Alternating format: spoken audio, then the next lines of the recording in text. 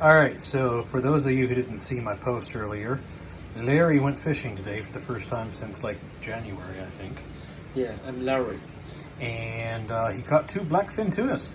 And I have butchered one of them, which you see the remnants of in the sink, and the other one I've half butchered. And then I said, hey, you know what? It might be neat to make a video so people can see how you butcher a tuna. So ignore the fact that I've already done one side of it. And I'm going to hand the camera to Larry so he can film while I am actually butchering the tuna. So the first thing you do is you grab it by the fin right here. And there's a line. It's not quite the same angle as what the fin is at, but more like this. Right behind the fin, starting high where the eye is and low down below. And you basically just make a cut there.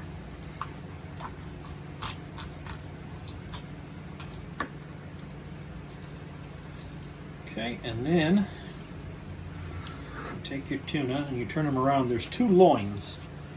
There's a row of ribs, or vertebrae, I guess, that run, one that runs horizontally, or vertically in this case, because the fish should be swimming like this, and one that runs horizontally right here. So what you want to do is you want to cut through here to separate the head from the meat, and then you want to fillet off the loins from those bones. So the easiest way to do it is, it's hard to do on the other side because you kind of like have to start from the head. So it's a little easier to do when you start from the tail. Is you're working your knife in there. It's got to be a really sharp knife. You get it through the skin, and you're gonna kind of feel where the ribs are in there. And you should be cutting meat, not bone, when you're doing this. And you just run your knife along those ribs, which of course are running this way, so the knife's gliding along them. When you get to the middle here, the knife kind of goes tuk, tuk, tuk, tuk, tuk, tuk, tuk, along those ribs, and you know you've cut through the meat all the way. And it's just a matter of filleting that open, so you know you've cut all the way through that. Now, I'm kind of a little awkward. I left some meat there, and that's okay, because it's just me and Larry, and I don't think we're going to finish these 2 fish. Same thing on the belly. The belly is a little bit fattier. It's a little bit better for sushi. The back meat is what you usually cook like a tuna steak with, the back one here. This is the hardest part because the meat is a lot floppier and the ribs are a lot less solid in here. So you kind of, whoops, you don't want to take your finger off. Kind of just, it's the same idea, kind of trying to ride along those ribs until you get into the middle.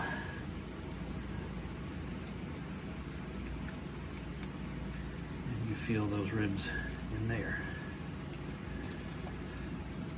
And then the tail meat's really not any good. So you just kind of work your knife in here, and this is where you cut a few of those horizontal ribs. And once you get through the first, I don't know, 3 or 4 of them, it's just a matter of getting your fingers on either side of those ribs, because you cut the meat off entirely, or you should have. I didn't. I kind of screwed this side up. But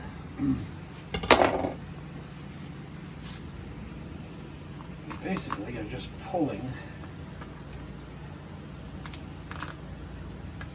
those horizontal ribs out of where they attach to the spine. And there you go. There's your half of a... See, this is the part that I didn't cut properly. So I kind of screwed that up a little bit. Now here's these horizontal ribs I was talking about. And the rest of this job is basically a matter of removing this dark meat. This is called the bloodline. And removing those ribs. So you just kind of come in here, cut along one side,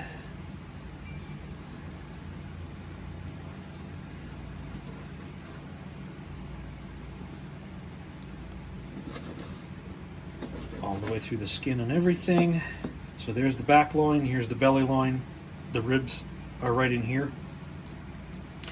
And then again, this really dark part here, this is called the bloodline. This is the part that smells fishy. This meat here doesn't smell like fish, it smells like the sea.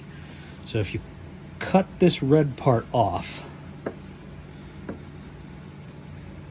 if my knife was a little sharper, this would be easier. But you want to try to cut as much of this red part off. Actually, you really want to get all of this red part off, even if you lose a little bit of the meat, because it's got a really nasty fishy flavor, really nasty smell. When you eat like sushi grade tuna, they've gone through, you know, people with like diamond sharpened blades have gone through and removed all of this without removing nary a molecule of the meat. But that tuna never smells like cannery tuna. When they can tuna, they don't take the bloodline out usually, so that's what that stink comes from. But you want to get all that out of there. Sometimes you can just kind of grab it and pull at it, and it'll pull separate from the meat. The part that I'm terrible at is getting the skin off.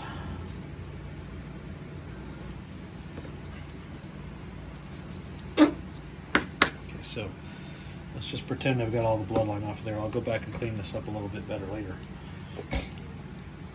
Now, and again, I screwed this up because I shouldn't have cut that way, but it's a matter of just sliding the knife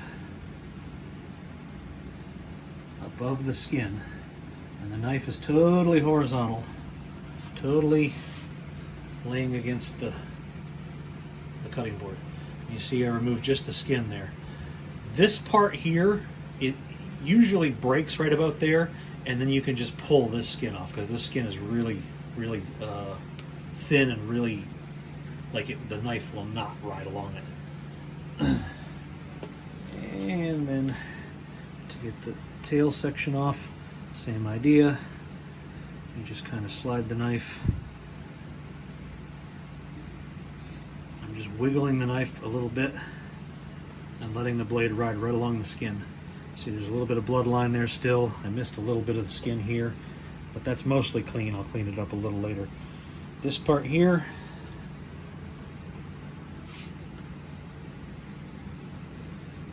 I'm not an expert at this. It's the way I learned to do it. Oops, see, now I screwed that line up. I pulled apart there. That's because I cut it wrong at the beginning. It's usually just a matter of pulling that skin a little bit and coaxing the blade behind it to get it to come loose.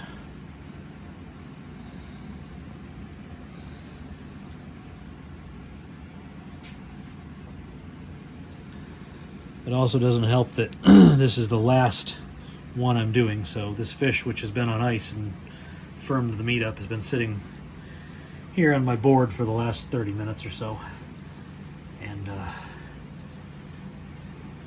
when the meat warms up, it gets a little softer. There we go. So that's mostly cleaned up. I'll go back and get the rest of the bloodline. You just kind of feel at this, feel if there's any bones in there anywhere. I don't feel any, so it's pretty clean. Just clean up these last little bits of bloodline, and then it goes into a bag in ice until we sear it a little bit later. Now the belly's a little bit more tricky. You remember all of our bones are right in here. There's the bloodline. I'm just going to remove that.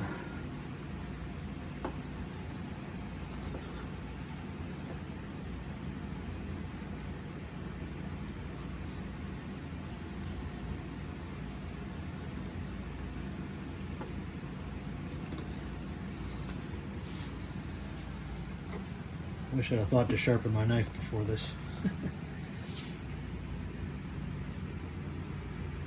But I wasn't expecting to be butchering a fish today. Okay, so again, that's all because I cut that wrong. It's funny, the one loin that I decided to video, or the one side that I decided to video, screwed up. The other ones came out almost entirely with almost entirely solid loins.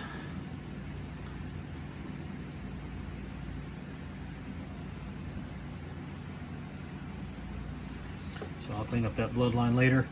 I just don't want this video to be too long. So let me go ahead and get the skin off of here.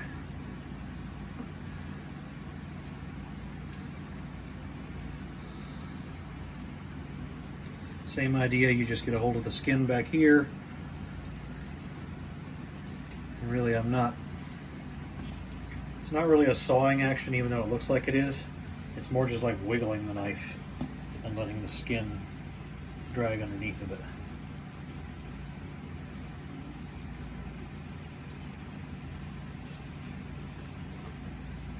So there we go. There's a cleaned tuna loin. Gotta clean the bloodline off of that one a little bit more, but that's it. And if you don't believe me, here's the rest of the loins, which you can see are almost entirely whole. So the one I made the video of, I screwed up on, but that's how you butcher a tuna.